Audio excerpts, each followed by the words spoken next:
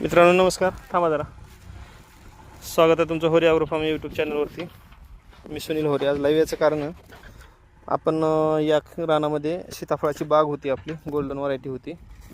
पण गोल्डन व्हरायटीला मार्केटचा प्रॉब्लेम लई आहे आणि आळीचा पण.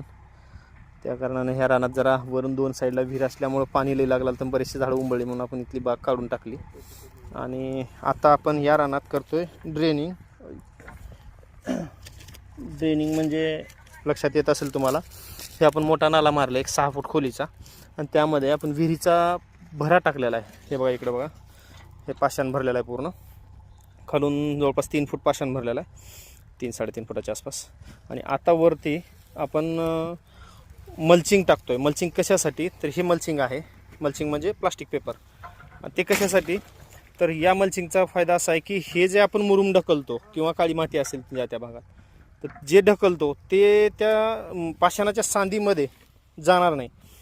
वरल्यावरी एक थर होईल त्याचा, कारण मुरुमाला आवळा यायला खूप वेळ लागतं. भाऊजी तिकडे नका, इकडेच घ्या. खूप वेळ लागतो, 2 वर्ष 3 वर्षाचा काळ जातो. मग त्याच्यामुळे हे काय होतं आहे, सांदीवात जाऊन माती किंवा मुरुम सांदीत गेल्यानंतर पुन्हा ब्लॉकेज होतं आहे. मग ड्रेनिंग पूर्ण व्यवस्थितरित्या होत नाही. ड्रेनिंग हे व्यवस्थितरित्या होण्यासाठी आपण एक मल्चिंग पेपरचा प्रयोग करतो.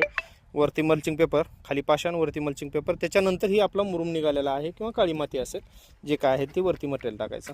त्या कारणानं ही खाली सांदीवात जात नाही, ब्लॉकेज होत नाही. तर कसा वाटला हा प्रयोग बघा. हे जवळपास आपलं 350 फुटाच्या आसपास आहे. इकडे पुढे खोदकाम चालूच आहे. धन्यवाद मित्रांनो.